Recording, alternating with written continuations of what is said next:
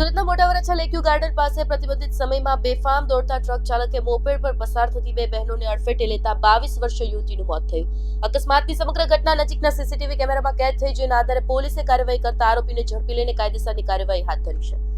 Dumper ચાલક યુવતીને અડફેટે લેતા મોત થયું. માતેલા સાણની જેમ બેફામ દોડતા ટ્રકે મોપેડ સવાર યુવતીઓને સાયકલમાંથી કટ મારતા બંને રસ્તા પર પટકાયા હોવાના સીસીટીવી સામે આવ્યા. ડમ્પર ચાલક અકસ્માત સર્જી નાસી છૂટ્યો, જેથી પોલીસે સીસીટીવીના આધારે તપાસ હાથ ધરી છે. પોલીસના ટેકનિકલ સર્વેલન્સમાં ડ્રાઈવરની નવસારી તરફ નાસી ગયો હોવાનું સામે આવ્યું છે, જેથી પોલીસે આરોપીની ધરપકડ કરવા માટે ટીમ મોકલી. પોલીસે ડમ્પરના ડ્રાઈવર હસમુખ ઓડની ધરપકડ કરી હતી. હાલ પોલીસે સમગ્ર કાર્યવાહી હાથ ધરી છે.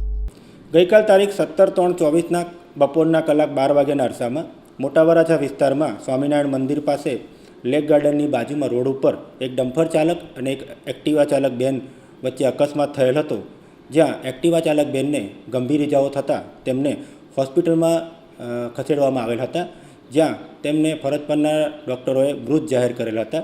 જે આધારે આ એક્ટિવા ચાલક બેનના ભાઈ મયંકભાઈ જગદીશભાઈ કોટડિયા નાઓની અકસ્માતની ડમ્પર ચાલક વિરુદ્ધ ફરિયાદ લઈ અને કાયદેસરની કાર્યવાહી કરવામાં આવેલ બાદ ડમ્પર ચાલક પોતે ગભરાઈ ગયેલ હોય સ્થળ પરથી ભાગી ગયેલ, જેને ટેકનિકલ સોર્સિસના આધારે નવસારી ખાતેથી પકડી પાડવામાં આવેલ છે અને તેઓને અત્રે લાવી મેડિકલ ચેકઅપ કરાવી તેઓનો બ્લડ રિપોર્ટ કરાવી કલાક 22:00 વાગે ગુનાના કામે અટક કરવામાં આવેલ છે.